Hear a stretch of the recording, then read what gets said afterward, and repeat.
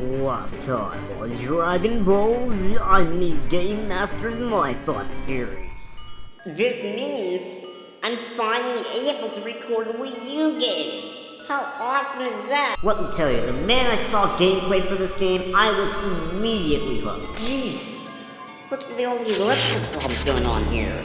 I really enjoyed playing this game for you guys, and as long as I'm still able to make videos, you can expect even more videos of Wii U games in the future.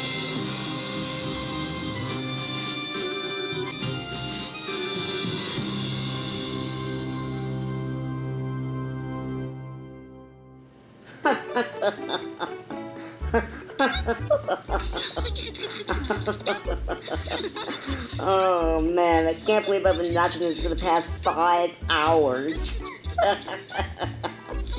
Oh man.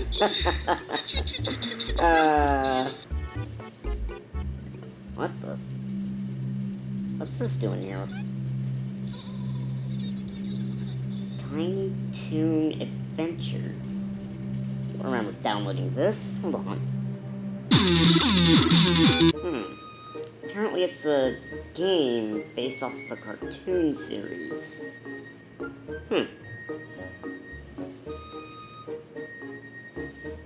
Well, I guess it does look cute and all.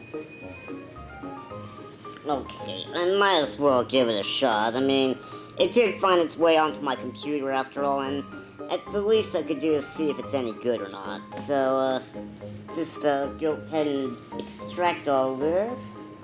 And done. Alright, so let's just go ahead and fire up the old emulator and let's check out this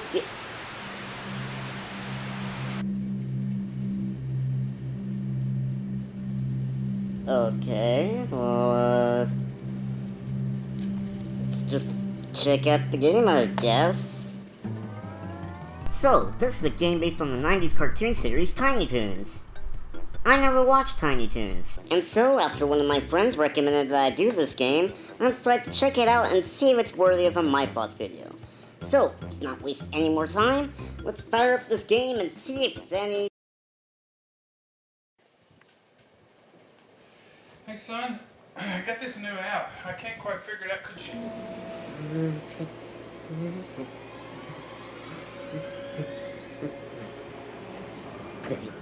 They actually thought this was okay. This game didn't need to exist. This had to have been some sort of prank. Yeah, that's it. You know, prank. Towards the people in charge of greenlighting the games. Except they didn't know that it was a prank, so it ended up being greenlit anyway. Trick or treat, trick or treat. I know October is for a few more months, but you know Halloween's just around the corner. So, literally, right as you start up the game, we get this fabulous image shown to us.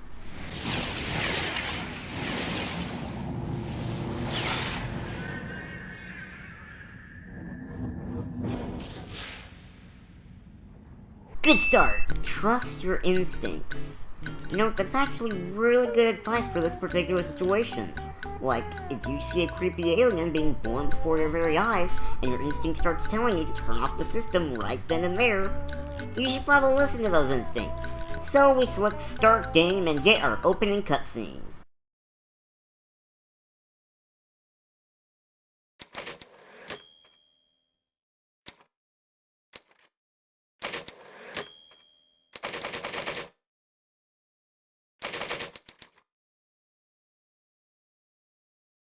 Oh my gosh. Oh my gosh, are you serious? This is our introduction cutscene? Really? No, I'm not pulling anyone's leg here, guys. This is seriously what the cutscene looks like. This is seriously all the effort that they were willing to put in to the very first cutscene of the game. No music, barely any movements, and the camera just stays centered on this one spot. Academy Award-winning material.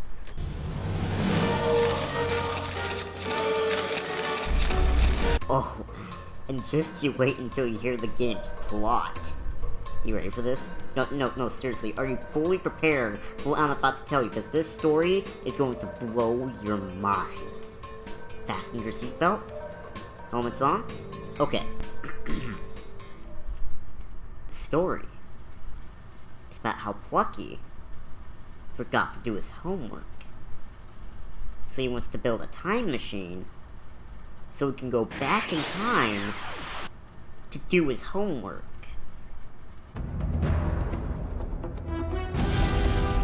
So everyone agrees to help Plucky make his time machine, except for Hampton, who says he's hungry because comedy, and everyone heads inside the Luniversity.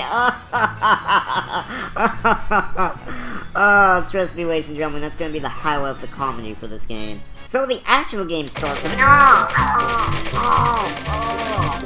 what in the world is that? What? Okay, who on earth thought that a typewriter sound would be a good choice for a speech bubble sound effect? Because it's annoying. Very, very annoying. Well, maybe this is the only time they use that sound effect. Maybe it's just for the tutorial explanation. Speaking of which, as Plucky just now explained, the main goal of this game is to find all 5 of the pieces that Plucky needs to build his time machine. When you find all of them, Plucky will be set to make the machine by making up the rest of the building process as he goes along. Just like the designers of this game. Guys, it's official. This game's literally gonna kill me. I need all the manpower I can get. Send help, send help. And we're off to explore the thrilling environment of a school.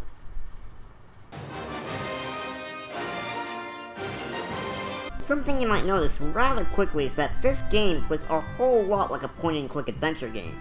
You got the ability to examine items, pick up items, use those items to solve various puzzles, etc. The gameplay is very simple. Don't know what you're supposed to be doing? No problem. Just spam circle a bunch of times on every object you see and hope something good happens. What's that? You picked up a new item? Well, go on and click on it to see what happens. A potato. Yep, that's definitely an accurate description, good sir. So let's see, got the air pump from the tool bag, which looks more like a golf ball bag. Now I just need the puncture repair kit. Where can I find something like that? Well, maybe we'll find something in here, let's see.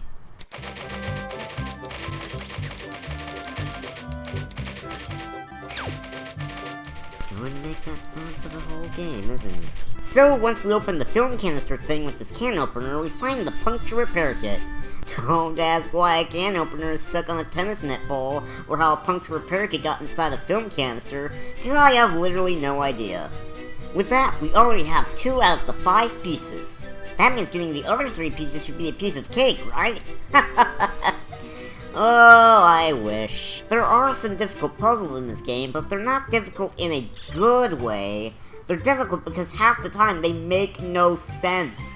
I mean, don't get me wrong, not all the puzzles are like that, but the ones that actually do make sense are way too easy. And the puzzles that are actually difficult are only challenging because the solutions to these puzzles are completely random and make no sense. Like, take this puzzle for example. Hampton needs to use the compressor so he can make a warped coil for Plucky's time machine. But it's broken, so how do you fix it? Well, we have a wrench, which is a good start, but every time I use it, he says he needs to know what he needs to connect the connection to.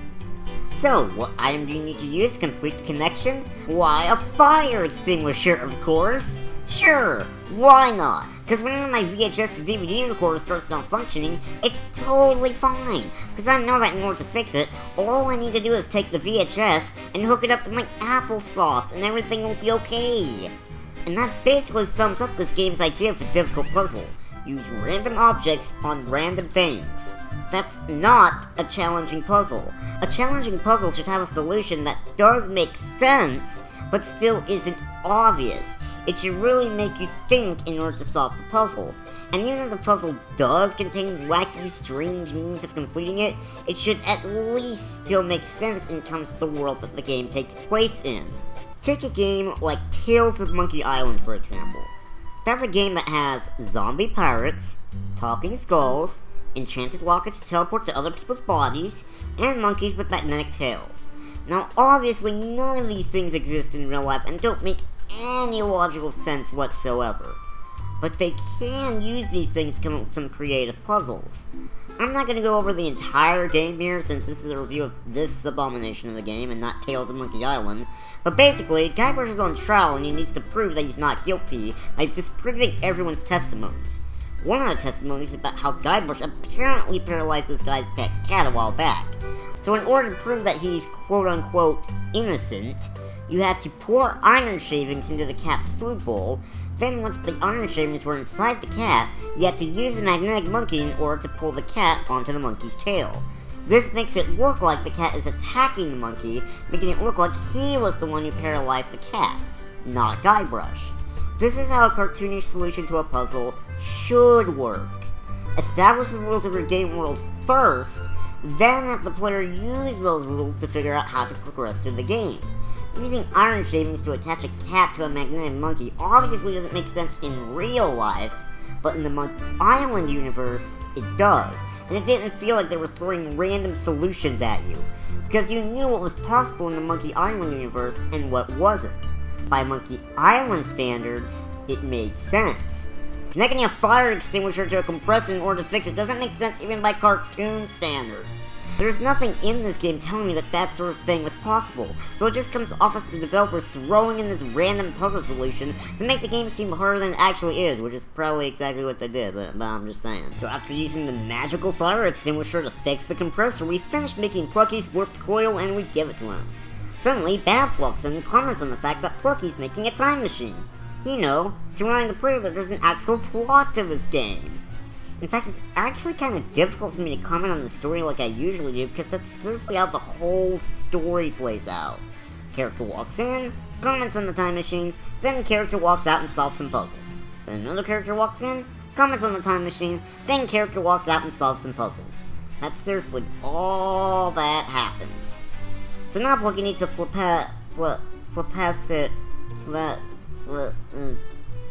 that thing, so Babs heads out to find one.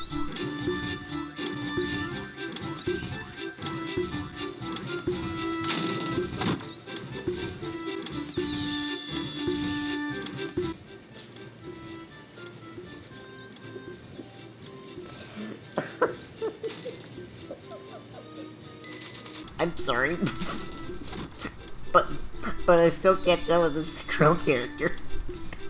Could you possibly make her skip even more exaggerated, please?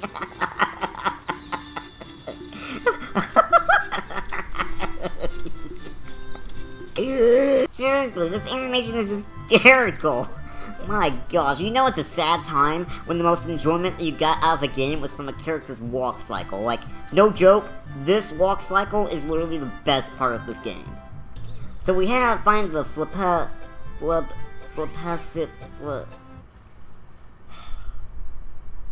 flux capacitor, and we come to find out that Madame Valley Girl Duck Genie has what we're looking for. She, totally knows how fabulously important this totally tubular trinket is to her BBFFL. You know what I'm saying, girlfriend? This joke is over. She says she'll give us the flux capacitor if we solve all 4 of her riddles. She'll give you a riddle, then you have to give her an item that matches the answer to that riddle. This is one of the more bearable challenges in the game. I mean, it's still easy, but I will give it props for getting at least one clever puzzle out of this challenge. The only riddle that I had trouble with was the last one. I have eyes, yet I can't see. What am I? I have no idea. None of these items seem like a logical answer. I don't know, it could be any of these. Like the potato, and I haven't used the potato at all, and that was near the start of the game. Maybe by random chance, the potato will end up being the object with eyes but can't see. Oh my gosh, wouldn't that be funny?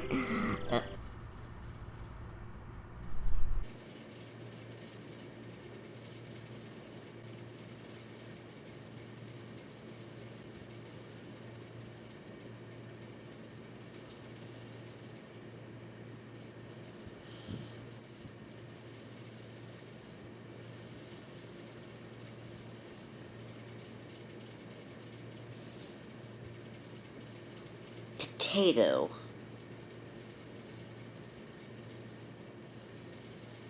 Potato. Potato! How? How does that make any... They're not even trying. No, they're not even trying. No. I bet they were just all like, oh, gee, we haven't used this potato in a while, so let's just toss that into this puzzle. I mean, seriously, does that make any sense? Any sense? Oh, hold on, I'm looking this up.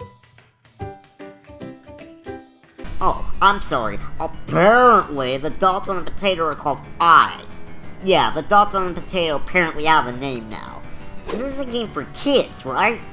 Kids are supposed to know that? I'm 18 and I didn't even know that. So how's a little 5-year-old child supposed to know that? How? I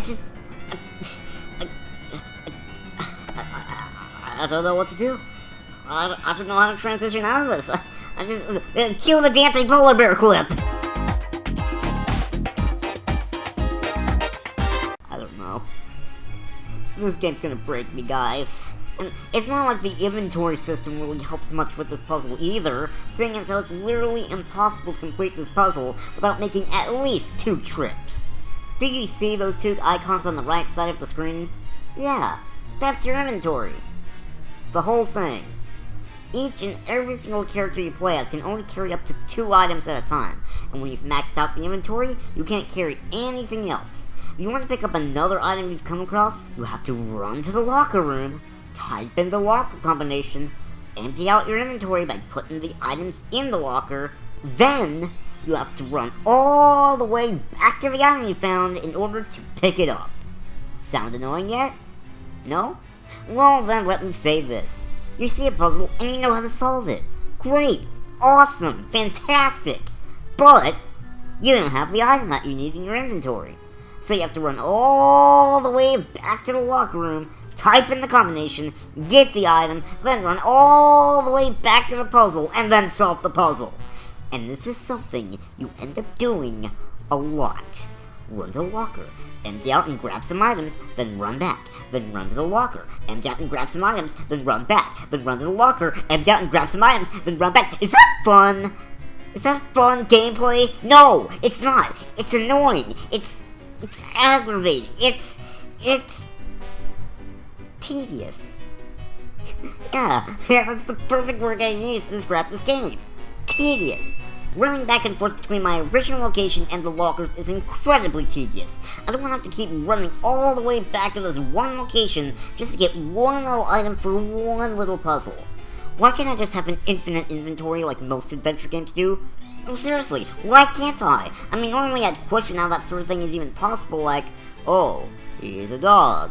How does he have pockets? But no, ironically, this is the game where it would make the most sense to have an infinite inventory. So let me get this straight. Back to the future of the game. Marty McFly, a normal human being with normal clothes and regular pockets, and they're all like, his pockets are in it. Edna and Harvey. Edna, again, normal human being who's a little cuckoo for Cocoa Puffs upstairs, wearing an outfit with no pockets whatsoever, and they're all like, we'll have her grow pockets. But this game, about walking, talking, singing animals who can form opinions, draw conclusions, interact with humans like a normal member of society, and this is the game where they go, you know, being able to carry 500 things in your pocket at once doesn't really make a lot of sense. We should add some logic to that inventory system.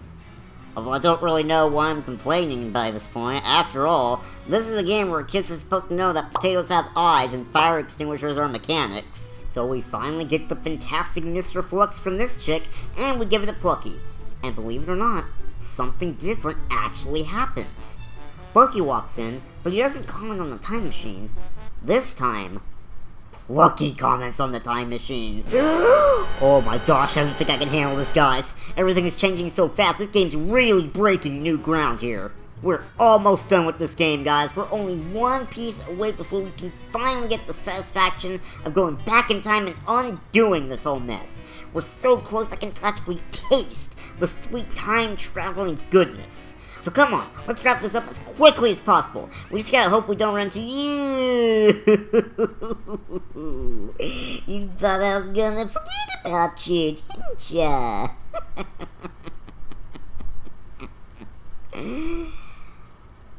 Well, let's talk about these two. This is Elmira. She's the villain, I guess.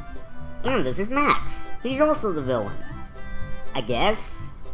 I mean, I guess they're technically not evil per se. They're really just kids who don't know any better, but they are the closest thing to enemies that this game gets. Whenever you come across one of these characters, they'll chase you down and attempt to grab you. If they manage to do this, you'll have to tilt the left analog stick left and right like crazy until they let you go. But if they do manage to keep you in their grasp for long enough, they'll eventually lock up whoever it was you were playing as into a random location, allowing another character to take over so you can rescue him or her from the prison. Now, whenever someone gets captured, the game basically goes backwards. If you were playing as Plucky when you got captured, you'd switch to Babs, and if she gets captured, you'd switch to Hampton. And finally, if he gets captured, you'll switch to Plucky. You know, the supposed main character to this game. So basically, all the other characters you play as in this game act as your lives, and Plucky is basically the last life you have. So once he gets captured, it's game over. So great, there's an actual threat in this game. Something to keep you on your toes, on the edge, aware of your surroundings. That's a good thing, right? Well, normally yes, but I think you're forgetting.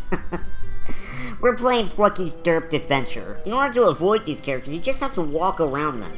Just stand against a wall for a bit, wait for them to get close, then make a big U-turn in order to get by.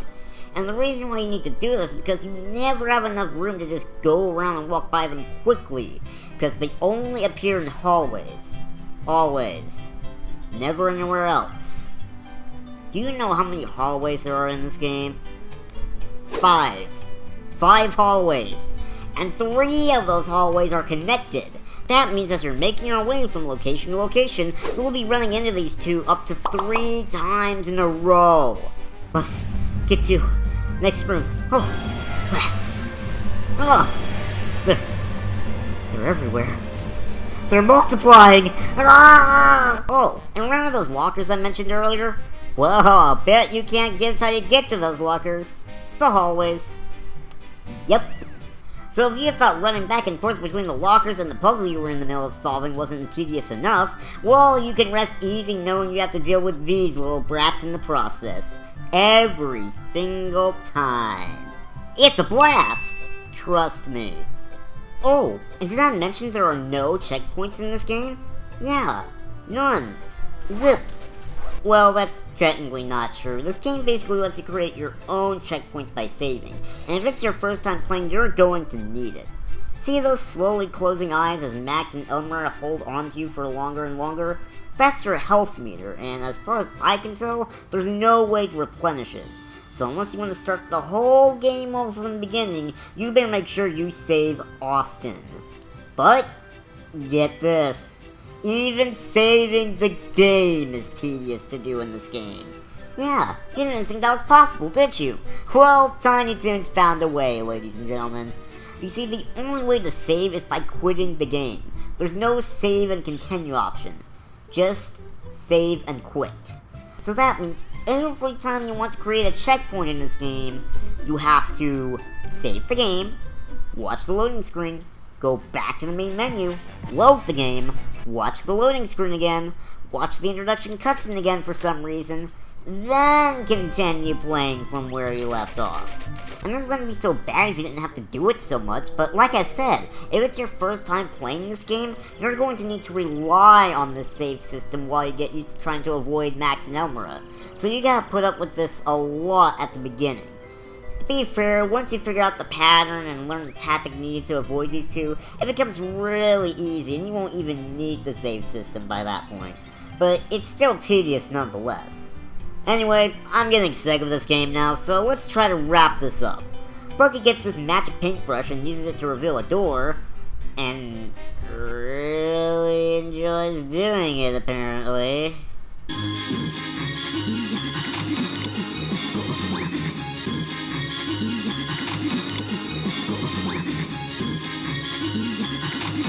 Oh. We solve a few more puzzles, get the doohickey for Plucky, and bring it to him. And with that, the time machine is built. Whew! We finally did it, guys. It was a huge mess to go through, but all of our hard work is finally going to pay off. Now let's sit back, relax, and enjoy the satisfaction of seeing Plucky go back in time.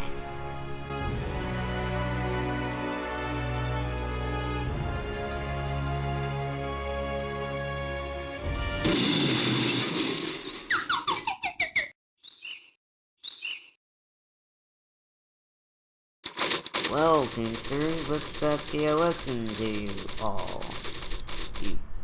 You can't turn back time, so do your homework when you're supposed to. That's all, folks.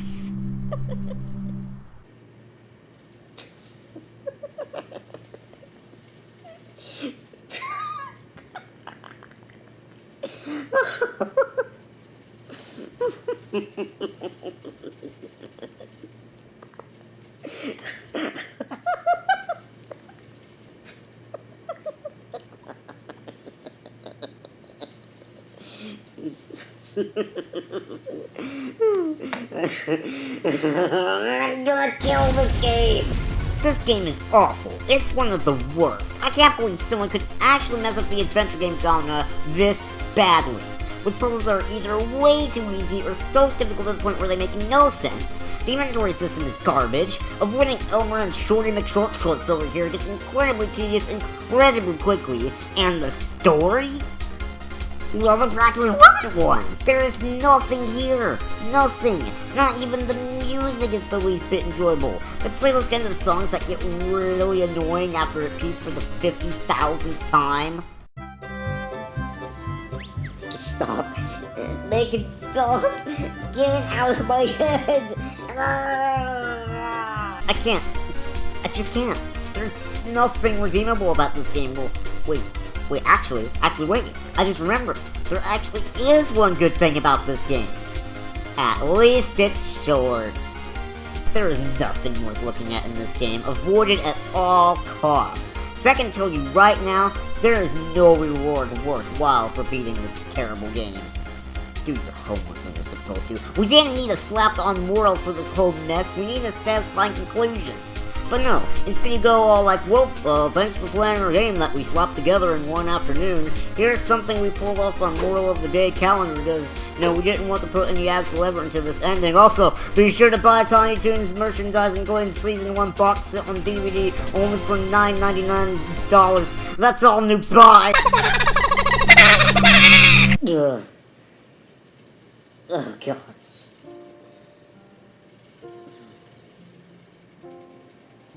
This game is awful. It's really, really awful. I mean, I was debating if Paperboy 64 was worse than this game, since Tiny Toons is at least, you know, functional. But no, this game is far worse. I mean, that ending alone was enough to destroy what little patience I had left for this game. I mean, before it was just bad, but after that, terrible. And before I get angry Tiny Toons fans raging at me in the comment section, I'm sure the actual cartoon isn't like this. I'm not at all saying the Tiny Toons show is bad in any way. I wouldn't know. I've never seen the show before. I don't know how good or bad or whatever it is. But what I do know is that Tiny Toons was just unlucky enough to fall under the licensed game curse. The whole one-off joke about how they were making up the game as they went along, I wouldn't be surprised if that were actually true, because it's so obvious that they just slapped this game together just to make a quick buck off of the Tiny Toons license. I'm done. I'm done. I'm done. I'm never playing this game again. I'm gonna just get this game off of my computer as soon as possible. I'm just gonna highlight all these and delete the files. I'm going to delete the files. Going to delete the files. What the heck? I don't know what's going on. I just want to delete this awful game off my computer. There's nothing running in this game right now. I've turned off the emulator. I've turned off the controller. It's not connected to the computer anymore. I just want to get this awful game off of my computer as soon as possible. I mean, is that too much to...